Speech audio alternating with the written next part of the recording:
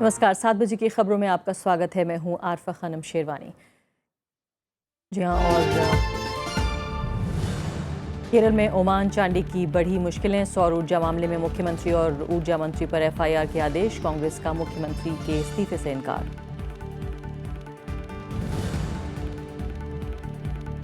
केंद्र सरकार ने किया 20 स्मार्ट सिटीज का ऐलान। भुवनेश्वर, पुणे, जयपुर होंगे देश के पहले 3 स्मार्ट शहर। 5 साल में 50,000 करोड़ होंगे खर्च। Retired chief justice Sanjay Mishra होंगे उत्तर प्रदेश के नए लोकायुक्त। सुप्रीम कोर्ट ने जस्टिस वीरेंद्र सिंह का नाम लिया वापस। आम राय नहीं बना पाने को बताया दुर्भाग्यपूर्ण। रिटायर्ड जज अशोक रूपनवाल करेंगे रोहित वेमुला मामले की जांच। संयुक्त संसदीय समिति कर सकती है विश्वविद्यालय का दौरा। भूख हड़ताल पर बैठे एसटी वर्ग के शिक्षक। एमसीडी की हड़ताल से दिल्ली में कचरे का ढेर। कर्मचारियों ने किया उप मुख्यमंत्री और एमसीडी मेयर के घर का घेराव। मुख्यमंत्री ने की एमसीडी को भंग करने की मांग। और अब पहली खबर।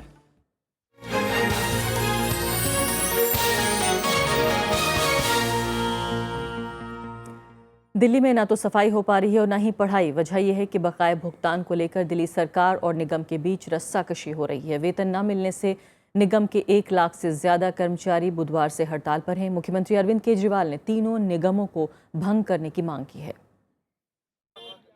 दिल्ली के उप मुख्यमंत्री मनीष सिसोदिया के दफ्तर के बाहर ये कचरा सफाई कर्मचारियों ने डाला है।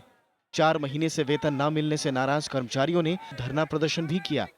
एमसीडी के 1 लाख से ज्यादा कर्मचारी बुधवार से हड़ताल पर हैं, जिनमें शिक्षक, डॉक्टर और नर्सें भी शामिल हैं। इनके लिए केवल और केवल दिल्ली के मुख्यमंत्री जिम्मेदार हैं। वो इसलिए पहली बार तो इन्होंने हमें झूठ बोला। पिछली बार जब हमने तीसरी बार स्ट्राइक कॉल ऑफ की थी अपनी, उसमें इन्होंने हमें लिख के दिया था कि जी 1100 करोड़ रुपया आपको दिसंबर के महीने दे देंगे। अभी तक 1 रुपया नहीं दिया इन्होंने। आम आदमी पार्टी इस स्थिति के लिए बीजेपी और केंद्र सरकार को जिम्मेदार ठहरा रही है। सरकार का दावा है कि उसने एमसीडी को उसके हिस्से की रकम दे दी है। मुख्यमंत्री केजरीवाल ने ट्वीट में कहा कि जो संगठन वेतन नहीं दे सकता उसे बने रहने का हक नहीं है। लोग दिल्ली के दुखी हैं, जनता दुखी हो रही है चारों तरफ में कि कूड़ा फैल रहा है उनके घरों के सामने, कूड़ा नहीं उठ रहा उनके घरों से। कर्मचारी दुखी हैं, लोगों के घर में चूल्हा नहीं जल रहा और ये लोग पैसा खा गए, बता नहीं रहे कहां गया। हम जांच करने की बात कहते हैं तो जांच करने से मना करते हैं कि जांच नहीं करने देंगे, आपके पास अधिकार नहीं है। हम जांच करने का अधिकार नहीं रखते, सिर्फ पैसा देने का अधिकार रखते हैं। ये कैसा अधिकार है? आम आदमी पार्टी के आरोपों का जवाब देने के लिए बीजेपी दिल्ली के तीनों मेयर के साथ सामने आई। आज भी नॉर्थ एमसीडी का 1200 करोड़ रुपया दिल्ली की केजरीवाल सरकार के ऊपर बकाया है as per 3rd finance commission. और अगर 4th फाइनेंस कमीशन की बात करें तो ये पैसा और बढ़ जाता है। और इसके अलावा वो कभी ये कहते हैं कमिश्नर ने लेटर लिख दिया। मेरे पास 21 तारीख का लेटर है जिसके अंदर बिल्कुल क्लियर लिखा हुआ है कि हमारे को 1200 करोड़ रुपया लगभग दिल्ली सरकार से लेना है। वेतन के अलावा कर्मचारी तीनों निगमों को एक करने की मांग कर रहे हैं। अस्थायी कर्मचारियों को नियमित करने की मांग भी वो लंबे वक्त से उठा रहे हैं। निगम के कर्मचारी इन मांगों को लेकर पिछले 1 साल में कई बार हड़ताल पर जा चुके हैं। दिल्ली में निगम कर्मचारियों की हड़ताल के आज दूसरे दिन भी विरोध प्रदर्शन लगातार जारी है। जहां एक तरफ राजनीतिक दल इस मुद्दे का समाधान ढूंढने की बजाय एक दूसरे के ऊपर आरोप प्रत्यारोप लगा रहे हैं, वहीं दिल्ली की जनता को सारे टैक्स देने के बावजूद इसका खामियाजा भुगतना पड़ रहा है। कैमरामैन अनिर्बान के साथ विपिन चौहान, दिल्ली, राज्यसभा टीवी। और इस मुद्दे पर ज़्यादा चर्चा के लिए हमारे साथ राजेश गुप्ता मौजूद हैं, जो कि पार्लियामेंट्री सेक्रेटरी हैं हेल्थ डिपार्टमेंट के। राजेश जी, स्वागत है आपका। सबसे पहले आपसे ये जानना चाहूँगी कि आखिर मसला क्या है, ये कैसे सुलझेगा? अब शहर भर में कूड़ा, स्कूलों में जो है पढ़ाई नहीं हो रही है, ये स्थिति यहाँ तक क्यों पहुँची? देखिए, ये स्थिति यहाँ पे इसलिए पहुंची क्योंकि हमारे विपक्ष की पार्टियों को ऐसा लगता है कि जिस तरीके से दिल्ली सरकार काम कर रही है तो उनका तो बिल्कुल सफाई हो जाएगा। तो क्योंकि राजनीतिक लड़ाई को वो राजनीतिक तौर पे नहीं लड़ सकते, तो इस तरीके से गंदगी की लड़ाई को एक गंदगी फैला के लड़ाने की कोशिश कर रहे हैं। हकीकत ये है कि जिस तरीके से काम हो रहा है, जिस तरीके से नई नई चीज़ें अरविंद केजरीवाल जी लेके आ रहे हैं, जिस तरीके से कभी ऑड इवन सफल होता है, कभी हमारे मोहल्ला क्लिनिक की बात होती है, तो ये पूरी तरीके से घबरा गए हैं और इस तरीके से ऐसी हरकतों को करते हैं कि पैसा नहीं मिला, पैसा नहीं मिला, पैसा नहीं मिला, जबकि लगातार हम इनको पैसा दिए जा रहे हैं। हर 3 महीने में हम इन्हें पैसा दे रहे हैं, उसके बावजूद ये कहते हैं पैसा नहीं मिला। तो इसलिए अरविंद केजरीवाल जी ने, जो दिल्ली के माननीय मुख्यमंत्री हैं, उन्होंने ये कहा कि भाई इनको भंग कर देना चाहिए, क्योंकि अब ये पूरी तरीके से कोलैप्स हो चुकी है। नहीं राजेश गुप्ता जी, क्या ये बात इस पे विश्वास किया जा सकता है कि कई सौ की तादाद में जो हैं कर्मचारी जो हैं वो विपक्ष जो उनके कहने में आ गए हैं और वाकई सैलरीज जो नहीं मिली हैं, वो तो तथ्यात्मक बात है, इससे कैसे खिलवाड़ की जा सकती है? क्या सारे जितने कर्मचारी हैं वो सिर्फ बीजेपी के कहने पे काम कर रहे हैं? देखिए कर्मचारी जो कर रहे हैं, मैं पूरी तरीके से उनके साथ में सहानुभूति रखता हूं, और आम आदमी पार्टी सरकार पूरी तरीके से इसमें साथ में है, क्योंकि जब अगर पैसा नहीं मिलेगा तो वो तो दुखी होंगे और वो तो हड़ताल करेंगे। सवाल इस बात का है कि पैसा दे कौन नहीं रहा। क्या दिल्ली सरकार ने उनका पैसा रोका है? ये जो एमसीडी के अंदर जो इलेक्टेड बीजेपी सरकार के लोग नुमाइंदे बैठे हैं, वो इस पैसे को कहीं रोक के बैठे हुए हैं? क्या पैसा जो उनके पास में आ रहा है उसको वो तरीके से खर्च कर पा रहे हैं, या ऐसी जगह पे खर्च कर रहे हैं जहां उसकी शायद जरूरत ही नहीं थी? सवाल इस बात का है। एमसीडी के हालात किसी से छुपे हुए नहीं है, और हमें सरकार में आए हुए तकरीबन 11 महीने हुए, उससे पहले भी एमसीडी की यही हालात थे। सब जानते हैं एमसीडी के क्या हालात रहे हैं। तो जहां तक कर्मचारियों की समस्या का सवाल है, मैं हम उनके साथ हम समझते हैं, अगर तनख्वाहें 2 महीने 3 महीने नहीं आएंगी तो लोगों को समस्याएं होंगी, और यही वजह है कि हम बार बार जो हमें बाद में पैसा देना चाहिए पहले दे रहे हैं, जो हमें लोन उनसे बाकायदा वापस लेना था, जो इंटरेस्ट लेना था, जो शीला दीक्षित सरकार हमेशा लेती आई, हमारे जो वित्त मंत्री हैं माननीय मनीष सिसोदिया जी, उन्होंने उसको छोड़ दिया कि ठीक है आपके हालात नहीं है, आप लोन वापस नहीं कर सकते, छोड़ दिया। इंटरेस्ट की तो इंटरेस्ट भी छोड़ दिया। लेकिन अगर हम आपके पास में कमाई के कोई साधन तो होने चाहिए। आप पे प्रॉपर्टी टैक्स लेने का साधन है, आप नहीं लेंगे। आपके पास में पार्किंग के साधन हो सकते हैं, तो आप उसको इलीगल चलवाएंगे। आखिर किस तरीके से ऐसे उसको तो बीमारू अब बना दिया तरीका क्या है? अब आगे का रास्ता, कर्मचारियों के साथ में जनता दुखी है। राजेश गुप्ता जी, आगे का रास्ता कैसे तय होगा? धमकी तो इस बात की, तो यही है कि धमकी तो इस बात की मिल रही है कि अब सड़कों पर जो है वो गार्बेज आ जाएगा, कूड़ा सड़कों पे आ जाएगा। देखिए मेरा आपके टीवी चैनल के माध्यम से अनुरोध है कि एमसीडी के कर्मचारी और कोई तरीका अपनाएं अपना विरोध प्रदर्शन करने का, क्योंकि दिल्ली की जनता को ना दुखी करें।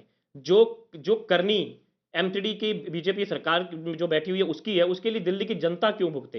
तो मेरा उनसे विनम्र निवेदन है कि इस तरीके को कुछ और तरीके से अपनाएं और अपना विरोध प्रदर्शन जारी रखें, उसमें कोई तकलीफ नहीं है। नहीं राजेश जी, आप ही कह रहे हैं कि सोल्यूशन क्या है? एमसीडी के अंदर ही अधिकारी, आप ही कह रहे हैं कि एमसीडी के अंदर ही अधिकारी जो हैं वो पैसा दबा के बैठे हैं, लेकिन ये तो कोई ऐसी बात नहीं है जो एक राज की तरह हो। इसको तो आप बाहर ला सकते हैं। बताइए, आप आम जनता को बताइए, हमारी ऑडियंस को बताइए कि आखिर कौन ऐसा व्यक्ति है जो इसका इंचार्ज है। पैसा आपने रिलीज किया है लेकिन वो फिर भी जो है सैलरीज नहीं मिल पा रही हैं, ये कम से कम सामने तो आए ये बात।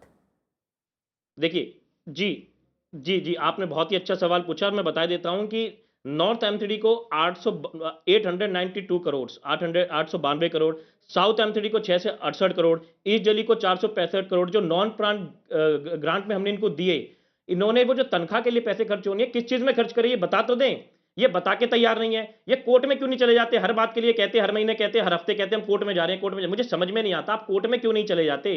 जरा हम देखते रहे, गए भी हैं कई चीजों के लिए, लेकिन दिल्ली सरकार ने उल्टा इनको ही कहा। डेंगू के मामले में, क्योंकि मैं स्वास्थ्य विभाग देखता हूं, उसमें भी ये गए कि जी हमको पैसा नहीं मिला, और खुद इनको झाट पड़ी, जब वहां पे इतनी डांट पड़ी है, उनको ये कहा गया कि भाई दिल्ली सरकार इसकी मॉनिटरिंग करेगी जिस काम को ये कर रहे हैं।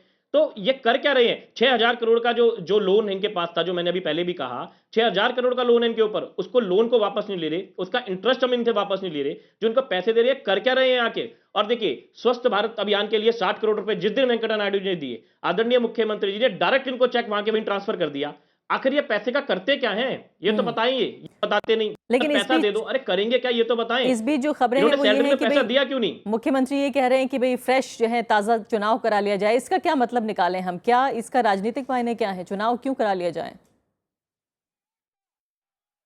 भाई राजनीतिक मायने ये है कि जब जनता ने जिन लोगों को चुना एमसीडी में, चलिए 11 महीने से हमारी सरकार थी, इससे पहले जो निगम पार्षद थे, क्या वो क्या काम कर रहे थे? रोडें टूटी हुई हैं, नालियां है नहीं, पार्क गंदे हैं। क्या 11 महीने में सब गंदे हो गए? इससे पहले क्या कर रहे थे? अब तो एक ही बहाना है जी केजरीवाल जी ने पैसा नहीं दिया। इससे पहले क्या पोजीशन थी? क्या सड़कें 11 महीने में टूट गई? तो इसलिए अरविंद जी का या आम आदमी पार्टी का यह मानना है इसके अंदर कि जो लोग इतने भ्रष्ट हैं, जो निगम के अंदर बैठे हुए हैं, जिन्होंने करप्शन उसके अलावा कुछ नहीं करा, ऐसे लोगों को बदल देना चाहिए। और अरविंद जी ने जैसे कहा, जैसे दिल्ली सरकार में ईमानदारी से काम कर रहे हैं, और अरविंद जी ने अभी 3 दिन पहले भी कहा कि भाई हमारे पास पैसे की कोई कमी नहीं है। और जो पुल आप देखिए, मैं अपनी विधानसभा का बताता हूं कि जो पुल का 247 करोड़ का बजट था, उसको 145 करोड़ में बनाया, 102 करोड़ रुपए बचा लिए।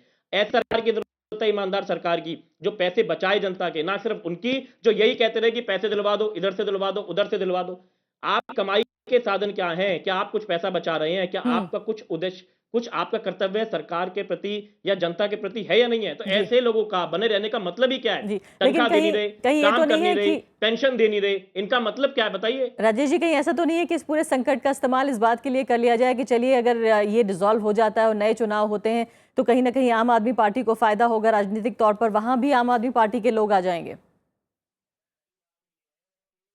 नहीं, मेरा ये कहना है, पहली बात तो ये है कि ये जो संकट पैदा हुआ उसे करा किसने, अगर मैं इस संकट को मान लूं, क्योंकि जैसे मैंने कहा हम तो ज्ञान से हैं। दूसरी बात ये है कि जनता तो समझदार है, ये तो आप भी मानेंगे मैं भी मानता हूं। अगर जनता ने 11 महीने से हमें देखा है, एमसीडी को देख रही है और केंद्र में बैठी हुई मोदी सरकार को भी देख रही है, तो जनता के सामने हम जाने से नहीं डर रहे, तो ये क्यों डर रहे हैं? आ जाइए, ये खुले चुनाव करवा ले, हमारे सामने आ जाए, हम भी आमने सामने कर लेंगे। हमने 11 महीने में काम को सरकार देगी, 272 सीटें हैं, देखते हैं हमें कितनी मिलेगी। हमें कॉन्फिडेंस है कि हम 250 पार कर जाएंगे। जी जैसे दिल्ली के अंदर हमने 67 कर दी, हम 250 पार कर जाएंगे, बल्कि शायद हो सकता है 272 ही जीत जाए जो उन्होंने हालात बना रखे। जी, लेकिन तो अभी हमें डर नहीं है, बताइए कि जनता के सामने करेंगे। अगर ये भी डिसॉल्व नहीं होता है, प्रजातंत्र में चुनाव जनता भी से नहीं बड़ा कुछ होते नहीं है। हैं राजेश जी, तो अब आगे कैसे बात होगी? ये कैसे आप इसको सुनिश्चित करेंगे कि आम जनता को जो है तकलीफ ना उठानी पड़े? अभी फिलहाल आगे हालात इससे खराब ही होते जाएंगे। देखिए, मैंने यही कहा, जिस तरीके से बार-बार हम कोशिश करते हैं, इनसे बात करते हैं, हमने इनको भई नॉन प्लान के अंदर ग्रांट्स दी कि भई कुछ तरीके से कर ले, लेकिन इनको भी एक वैकल्पिक प्लान बना के लेके आना पड़ेगा कि भई हम कैसे पैसे को बचाएँ, कैसे पैसा खर्च करें, कोई तरीका तो हो। 3 एमसीडी इनकी बैठ गई, एक एमसीडी अपने आप पे एलईडी लगा देगी, दूसरी अपने आप को पैसे भी नहीं देगी। ये किस तरीके से व्यवस्था है इनकी? ये तो बताइए। इनका कोई सिस्टम नहीं है। अगर इनके बस की नहीं समझ रही है, तो ये छोड़ दें। हम तो यही कहते हैं कि जनता को ये परेशान ना करे। हमारे कहने से अच्छा है कि बीजेपी खुद इस बात को कह दे कि भाई हमसे नहीं समझ रहा है, हम छोड़ रहे हैं, फ्रेश इलेक्शन करा लो। आ जाए जनता के बीच, जनता अपने आप समझ लेगी कौन अच्छा है कौन बुरा है। अब हम नए तो नहीं है, हम सिर्फ विपक्ष में तो नहीं बैठे, 11 महीने से दिल्ली की सरकार चला रहे हैं। अगर हमारे बस का कुछ नहीं है कि जनता ने हमें देख लिया, जबकि हमें तंग कर रहे हैं। जी हमें हमारे पास डीडीए नहीं है, हम एमसीडी से परेशान है, हम दिल्ली पुलिस से परेशान होते हैं। सारी दुनिया इन्होंने इस तरीके के बना रखी है कि हमें काम ना करें। उसके बावजूद हम जनता में जाने से नहीं डर रहे, क्योंकि हमारा मानना है कि जनता को सब पता है। लेकिन आप अपनी जजमेंट, लेकिन राजेश गुप्ता जी, ये क्यों कहा जाता है कि आम आदमी पार्टी जो है मिलजुल कर काम नहीं कर सकती विपक्ष के साथ? खासकर अब देखिए केंद्र सरकार के साथ आपका लगातार टकराव चल रहा है और अब नया टकराव एमसीडी के साथ शुरू हो गया है, सिर्फ इसलिए क्योंकि दूसरी पार्टियां हैं। क्यों मिलजुल कर काम नहीं हो सकता, ये जानते हुए भी कि पूर्ण राज्य नहीं है दिल्ली? देखिए, पहली बात इस बात की कि हम हर उस आदमी से, हर उस पार्टी से, हर उस संगठन से मिलकर काम करने को तैयार है जो ईमानदार है और जनता के लिए काम करे। जो अपने व्यक्तिगत पेट भरेगा, जो अपनी जेबों को भरेगा, जनता की सुध नहीं लेगा, हम उसके साथ में मिलकर काम नहीं करेंगे, चाहे वो कोई भी हो। ये बात बहुत क्लियर है। दूसरी बात ये कि ये पूर्ण राज्य नहीं है, तो जो पार्टियां इसको पूर्ण राज्य दिलाने की कस्में वादे करे जा रही थी 20 साल से, आप उनसे पूछ लीजिए वो दिलवा क्यों नहीं देते। 3 दिन पहले भी उन्होंने एफिडेविट लगा दिया कि जी ये तो इस पे तो एलजी का ही राज चलेगा, हम ही यहाँ के राजा हैं। ये कैसे चलेगा भाई? आप जनता में वोट मांगने के लिए जाते हैं, कहते हो कि हम पूर्ण राज्य बनाएंगे, और जब अगर किसी और पार्टी की सरकार बन जाती है तो आप उसको तंग करते हैं। आपकी बन जाती तो भी आप चुप बैठ जाते। तो ये इस तरीके से जनता के साथ में छलावा नहीं चलेगा। जनता समझ चुकी है और हम सबके साथ में मिलकर काम करना चाहते हैं। ये मैं आपको उदाहरण पे बता देता हूं। स्वच्छ भारत अभियान मोदी जी ने चालू करा, अरविंद केजरीवाल ने सबसे पहले कहा हम आपका साथ देंगे। उन्होंने 60 करोड़, जैसे मैंने पहले भी कहा, उन्होंने दिया। हमने सीधे के सीधे जो एमसीडी को सीधे के सीधे जाके पकड़ा दिए। हम तो मिलकर काम कर रहे हैं और हमने उस अभियान में पूरी तरीके से उनका साथ निभाया। कहीं भी हम पीछे आ गए तो आप बताइए। उम्मीद हम ये करते हैं कि इस रस्साकशी में जो है वो आम जनता को कम से कम तकलीफ का सामना ना करना पड़े और कोई ना कोई समाधान जरूर निकल आए। बहुत बहुत शुक्रिया राजेश गुप्ता जी इस चर्चा में भाग लेने के लिए। तो फिलहाल ये थी हमारी पहली खबर, एक छोटा सा ब्रेक।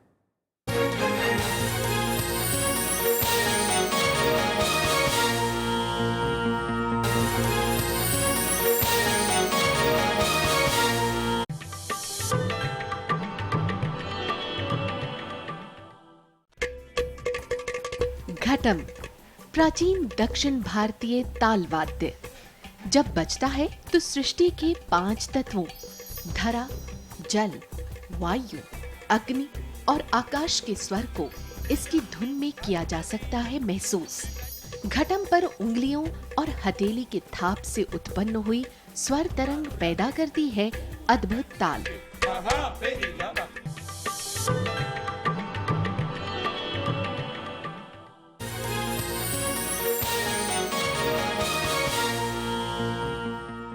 खबरों में आगे बढ़ते हैं। सौर ऊर्जा घोटाले में केरल के मुख्यमंत्री ओमन चांडी की मुश्किलें बढ़ती नजर आ रही हैं। केरल की एक सतर्कता अदालत ने चांडी और राज्य के ऊर्जा मंत्री आरिदन मोहम्मद के खिलाफ एफआईआर दर्ज करने के आदेश दिए हैं।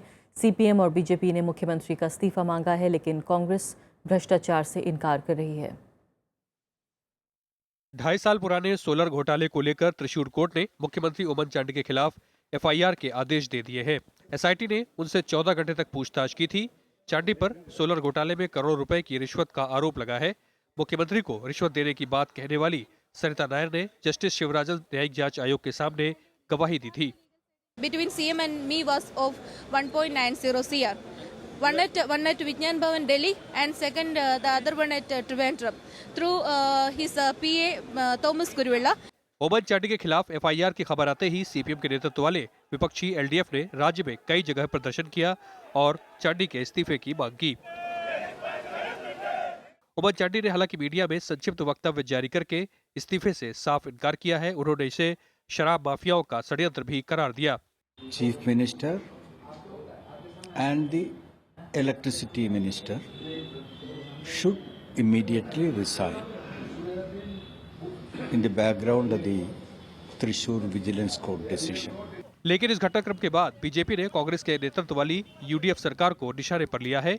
बीजेपी ने जहां कांग्रेस पर भ्रष्टाचार में लिप्त होने का आरोप लगाया, तो वहीं कांग्रेस ने किसी प्रकार की गड़बड़ी से साफ इनकार किया है। कांग्रेस के मुख्यमंत्री होते हुए सोनिया गांधी और राहुल गांधी कोई कार्रवाई नहीं करेंगे, मगर कहीं भ्रष्टाचार से लड़ना है तो चांडी और वीरभद्र का दोनों का इस्तीफा ले लेना चाहिए। Commission is examining the matter. We will take recourse to all legal remedies, and having discussed the matter with all leaders of the party, there is no need for Shri Oman Chandi to resign at this stage, and all leaders and coalition partners will be consulted and a full report will be submitted. Solar घोटाला पिछले 2.5 साल से UDF सरकार की छवि खराब कर रहा है। शुरुआत में सरिता नायर और विधु राधाकृष्णन पर कारोबारियों और अनिवासी भारतीयों को धोखा देने का आरोप लगा था, लेकिन सरिता नायर ने दिसंबर में आयोग के समक्ष कहा था कि मुख्यमंत्री को 1,90,00,000 रुपए और ऊर्जा मंत्री आर्यधन मोहम्मद को बतौर घूस 40 लाख रुपए दिए गए थे। Bureau report, Rajya Sabha TV. Arunachal Pradesh के पूर्व मुख्यमंत्री नबाम तुकी ने राज्य में राष्ट्रपति शासन लगाए जाने के खिलाफ सुप्रीम कोर्ट में आज याचिका दायर की।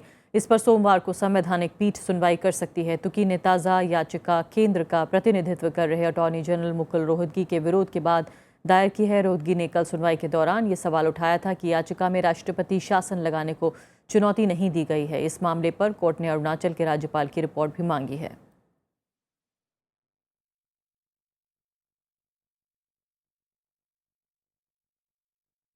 हैदराबाद में दलित छात्र रोहित वेमुला की मौत के मामले में छात्रों का विरोध जारी है। छात्रों के समर्थन में हैदराबाद विश्वविद्यालय के शिक्षक भी एक दिन की भूख हड़ताल पर बैठे।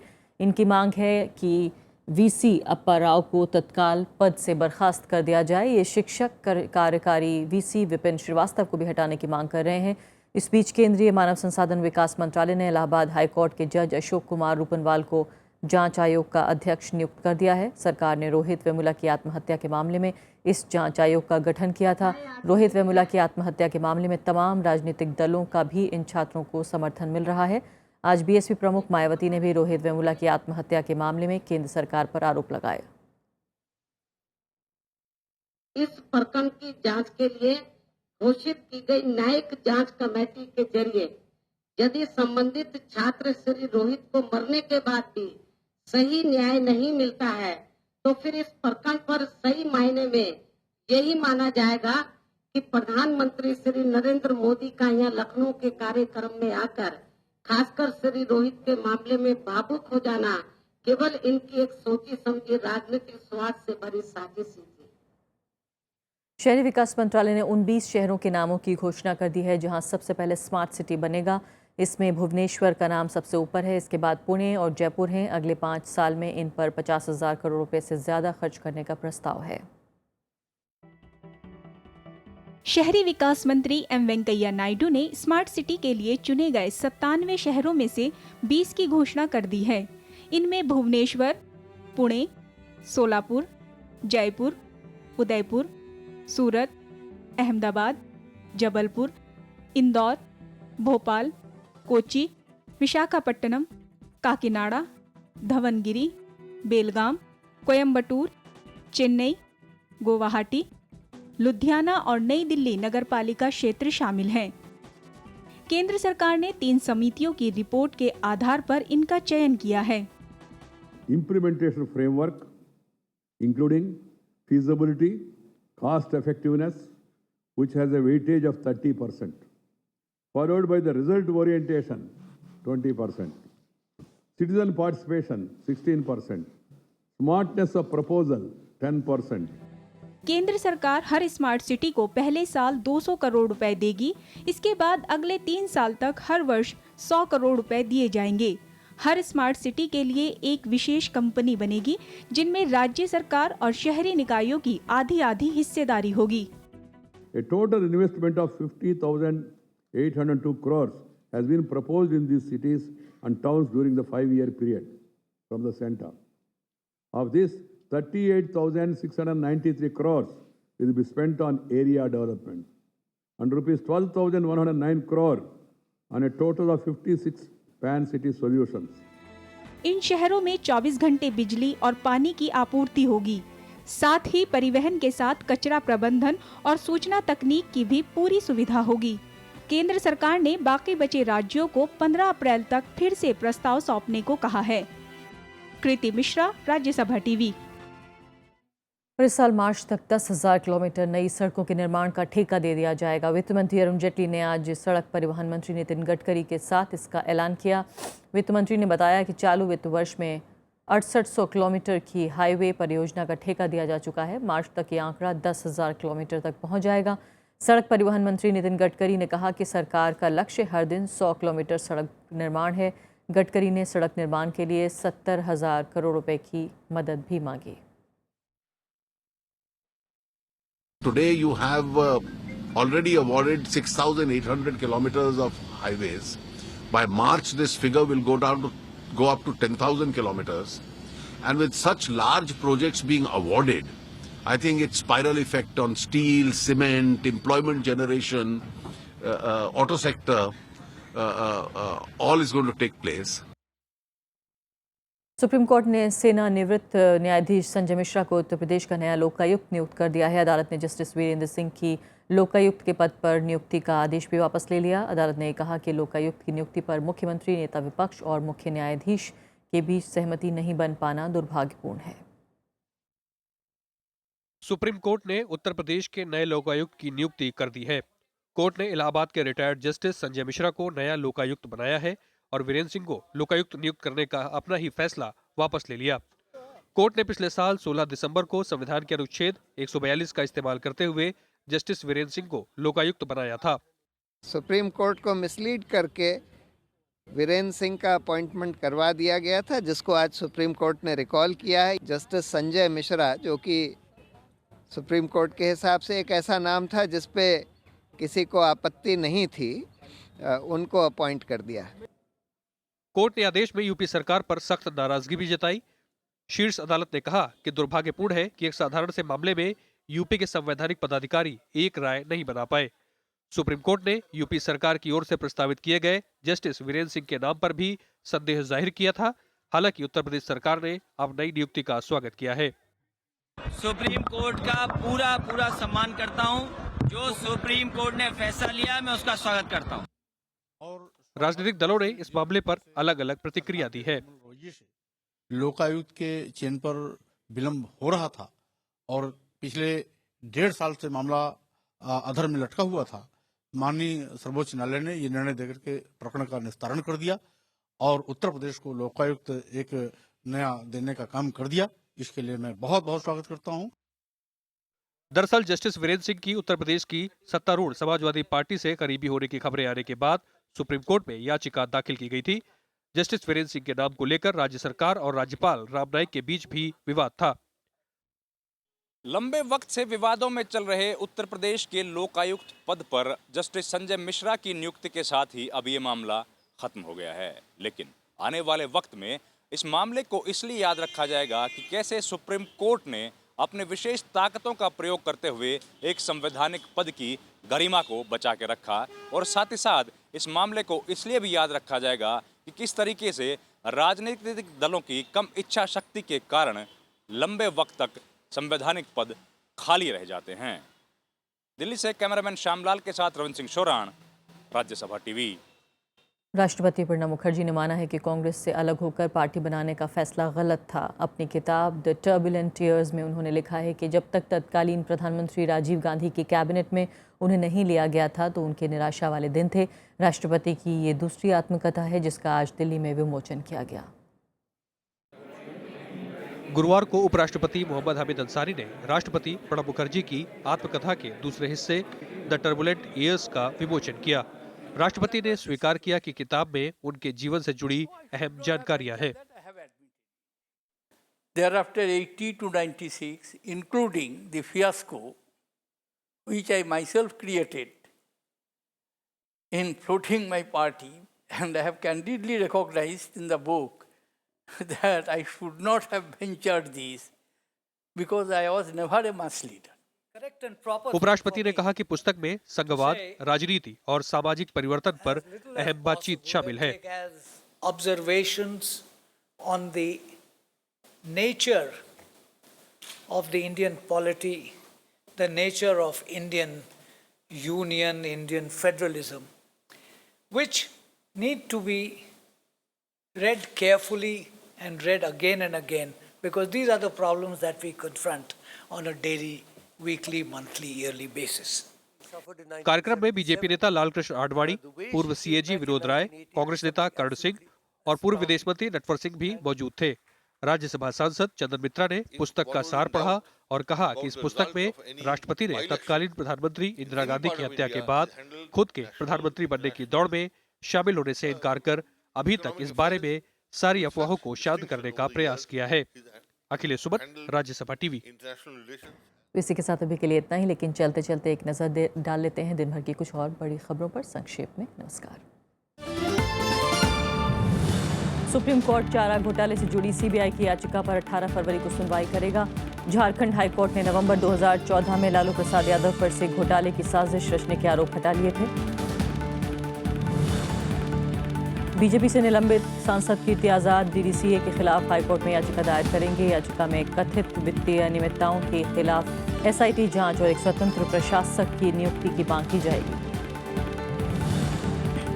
सुप्रीम कोर्ट ने तीस्ता सीतलवाड़ की गिरफ्तारी पर 18 मार्च तक रोक लगा दी है। कोर्ट ने गुलबर्गा सोसाइटी मामले में आरोपी तीस्ता सीतलवाड़ और उनके पति को जांच टीम के साथ सहयोग करने के लिए भी कहा है। अगली सुनवाई 9 मार्च को होगी।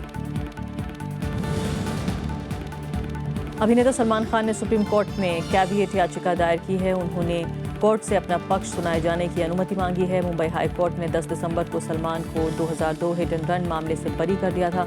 महाराष्ट्र सरकार ने सुप्रीम कोर्ट में इसी फैसले को चुनौती दी है। सीबीआई ने महाराष्ट्र के राज्यपाल से पूर्व मुख्यमंत्री अशोक चौहान के खिलाफ आदर्श घोटाले में मुकदमा दायर करने की अनुमति मांगी है। सीबीआई के अलावा राज्य मंत्रिमंडल ने भी एक प्रस्ताव भेजकर गवर्नर से अशोक चौहान के खिलाफ कार्रवाई के लिए अनुमति की गुजारिश की है। असम के काजीरंगा नेशनल पार्क में शिकारियों ने एक गैंडे को मार दिया और उसके सींग ले गए। जांच के दौरान घटनास्थल से कारतूस के कई खोखे बरामद हुए हैं। इससे पहले 10 जनवरी को भी शिकारियों ने एक मादा गेंडे का शिकार किया था। गुरुवार को स्वतंत्रता सेनानी लाला लाजपत राय की 150वीं जयंती पर श्रद्धांजलि दी गई। इस मौके पर राज्यसभा के उपसभापति पीजे कुरियन, गृहमंत्री राजनाथ सिंह और राज्यसभा में नेता विपक्ष गुलाम नबी आजाद समेत कई लोग मौजूद थे। मुंबई लोकल में सफर करने वाले यात्रियों को स्टेशनों की सूरत बदली हुई मिलेगी। गैर सरकारी संस्था मेक अ डिफरेंस ने इनके कायाकल्प का बीड़ा उठाया है, जिसकी शुरुआत बोरीवली और खार स्टेशन से की गई है। इसके तहत स्टेशन की दीवारों, सीढ़ियों और टिकट खिड़की को तरह तरह की पेंटिंग से सजाया गया है। स्वीडन और डेनमार्क सहित यूरोपीय संघ के कुछ देशों ने ऐसे शरणार्थियों को निष्कासित करने का फैसला किया है जिनके आवेदन रद्द हो चुके हैं।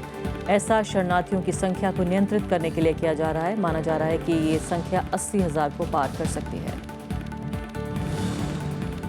ऑस्ट्रेलियन ओपन में सानिया मिर्जा अपने क्रोएशियन जोड़ीदार इवान डोडिच के साथ मिक्स डबल्स के सेमीफाइनल में पहुंच गई हैं। इस जोड़ी ने क्वार्टर फाइनल में लिएंडर पेस और मार्टिना हिंगिस को हराया। इससे पहले बुधवार को सानिया और हिंगिस ने महिला डबल्स के फाइनल में भी जगह बना चुकी हैं ये दोनों।